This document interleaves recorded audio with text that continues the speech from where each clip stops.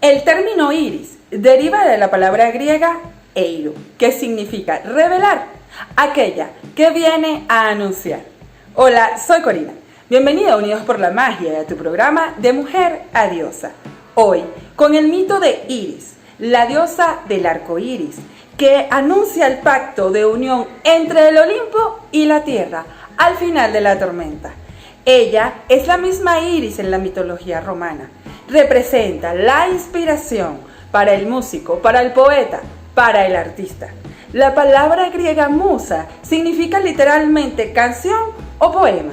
En la mitología griega, las musas eran consideradas inspiradoras de la música, la poesía y la danza. Es una luz benevolente que transmite el mensaje de que las tormentas de la vida suelen ir seguidas de una luz solaz que nos trae buenas noticias. Al igual que Hermes, es la encargada de hacer llegar el mensaje de los dioses a los seres humanos.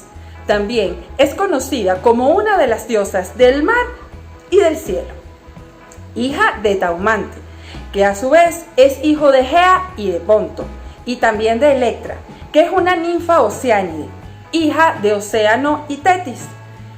Es también hermana de las arpías, que eran inicialmente seres con apariencia de hermosas mujeres aladas, pero que luego se convirtieron en el viento tempestuoso de vuelo rápido en las arpías.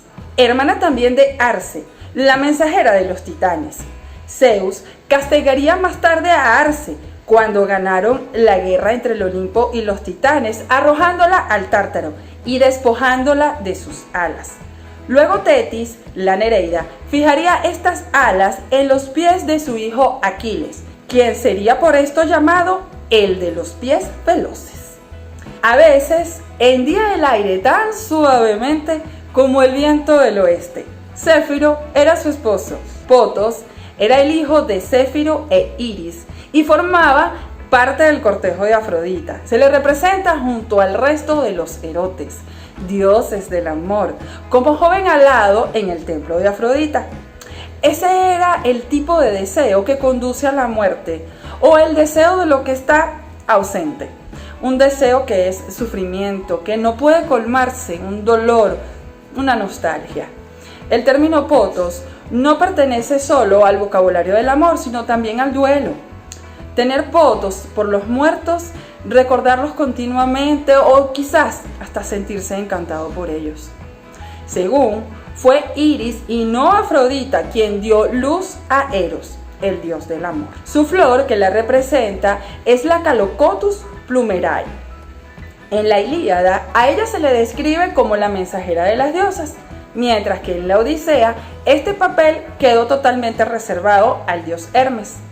En la Eneida, una epopeya latina escrita por Virgilio en el siglo I a.C., ella era la mensajera exclusiva de la diosa Hera. Eurípides también la incluye en su tragedia. Iris aparece también como la mensajera de la diosa Hera. En el himno homérico a Apolo, los dioses presentes en el nacimiento en Delos enviaron a Iris para que trajera a Ilitía y ayudara a Leto a dar a luz a Apolo y Artemisa. Iris fue quien avisó a Menelao del secuestro de Helena de Esparta. Ayudó a Afrodita cuando también fue herida por Diomedes, donde la llevó al Olimpo conduciendo en las riendas de los caballos de Ares. Iris fue la encargada de avisar a Aquiles para que liberara el cadáver de Patroclo, que estaba en el poder de los troyanos. También acude a la morada de los vientos, Céfiro y Bóreas, para informarles sobre las súplicas de Aquiles, para que avivaran la hoguera en la que yacía el cadáver de su primo. Iris no solamente entregaba los mensajes de Hera, sino que también llevaba a cabo sus venganzas. Preparaba los baños de Hera, la ayudaba en su aseo y de día y de noche estaba a los pies del trono de su señora. Por orden de Hera, Iris corta el cabello rubio de la reina Dido, que es quien une a las personas a la vida. En la tragedia de Eurípides, Iris es la responsable de la locura de Heracles, por mandato de Hera. Se representa también a Iris como una hermosa joven con unas alas doradas y una túnica multicolor, apresurándose a la velocidad del viento, de un extremo a otro y a las profundidades del mar, del inframundo en donde hay acceso libre. Por orden de Zeus, ella lleva un jarrón con agua del río Estigia, con la que hace dormir a todos los que juran y perjuran, pero que igual están mintiendo. Cuando los dioses volvían al Olimpo de sus viajes, Iris desenganchaba sus corceles de los carros y también le ofrecía a los viajeros néctar y ambrosía. Es representada con el jarrón suministrando agua a las nubes que la necesitan para inundar el mundo. Otro de sus atributos son el caduceo. Quien posteriormente lo llevaría sería el dios Hermes. Platón relacionaba su etimología con el eirim, cuyo significado es hablar. Iris personificaría la dialéctica y la filosofía. Su origen sería el asombro, puesto que Taumante, su padre, está relacionado etimológicamente con la palabra touma, que quiere decir asombro. Iris, amada tanto por dioses como por los mortales, a causa de su naturaleza buena y cariñosa. Corría por las aguas con facilidad. Iris es buena y dadivosa, aunque su simpatía no es sensiblera ni sentimental. Iris está relacionada con la función del sentimiento de la que habla Jung, que es distinto a lo que llamamos emoción. ¿Por qué? Porque la emoción es una reacción visceral ante una situación, mientras que el sentimiento es una facultad que es decisoria, activa e inteligente. Por eso es que el arco iris viene siendo un puente entre el cielo y la tierra, que sugiere que la comunión. La polaridad del agua y de la tierra sobre la que se apoya el arco iris refleja de nuevo su capacidad para unir precisamente estos opuestos dentro del individuo.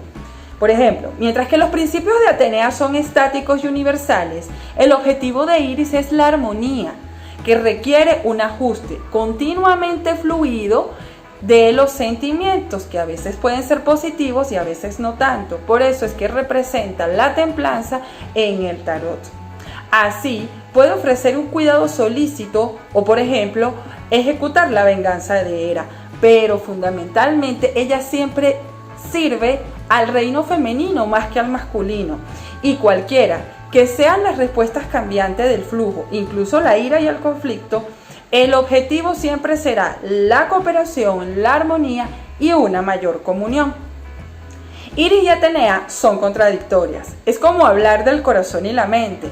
Una sirve al padre, de cuya cabeza ha salido, defendiendo la verdad abstracta a costa del corazón, y la otra a la madre, defendiendo el corazón a costa de una verdad abstracta.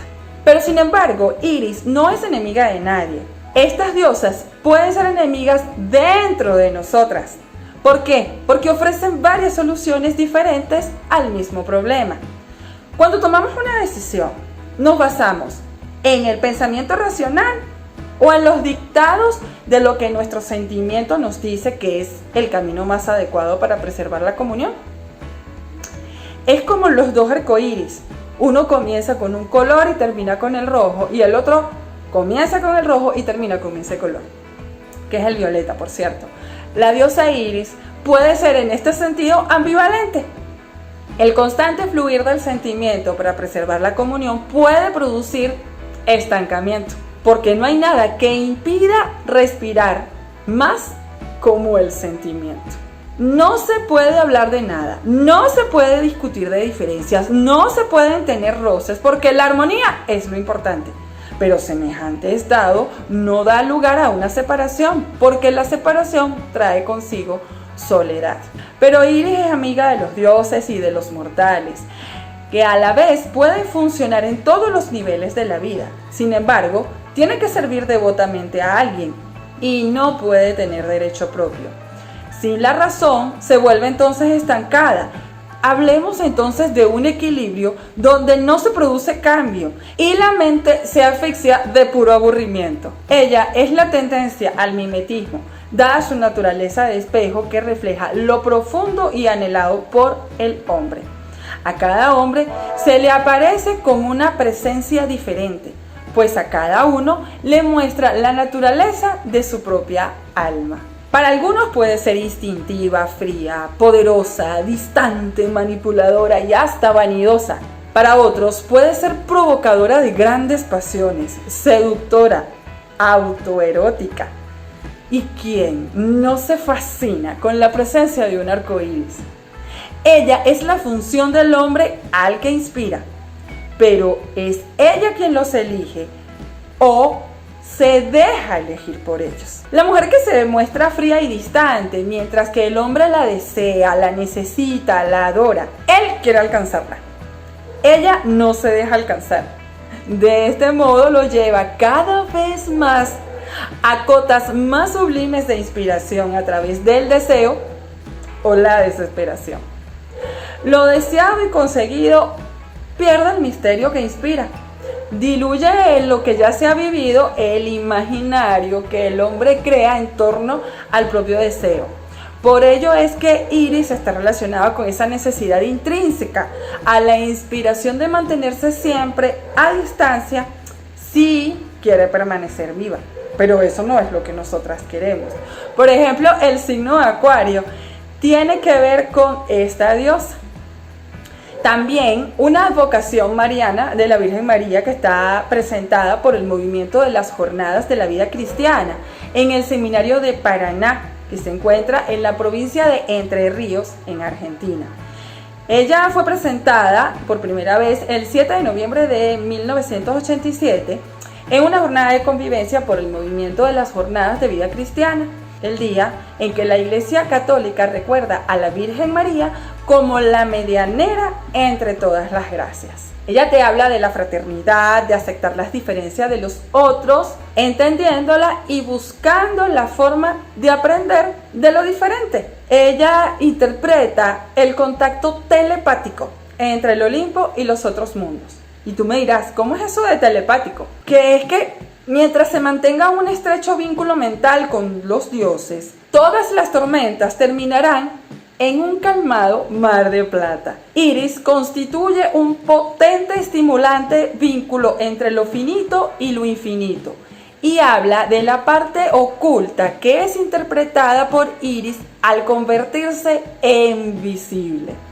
La inspiración obedece a un origen divino, ya que la palabra significa recibir el aliento de los dioses.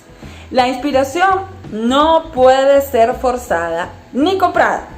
Nace de un estado que se conecta más con lo profundo del hombre, sea esto considerado Dios, inconsciente, sueños, fantasías o procesos psicológicos. La mujer Iris necesita encontrarse, convertirse en inspiradora, pero de sí misma, conformando una individualidad fuerte y estable. Realizar, por ende, su proceso de descubrimiento, su conocimiento, conciencia y, sobre todo, el amor a sí misma, que le permitirá ser fuente de su propia creación y expresar todos sus dones y sus talentos. Iris, entonces, es la mensajera divina. Nunca, nunca subestimes el poder de la mente, el poder de la intuición y el poder de la intención. Gracias por haberme acompañado en este mito y continúa aquí en Unidos por la Magia. No te olvides seguir en mis redes sociales @acropolismágica y @constructora del ser. Nos vemos el próximo viernes a las 7:45 aquí en De Mujer a Diosa.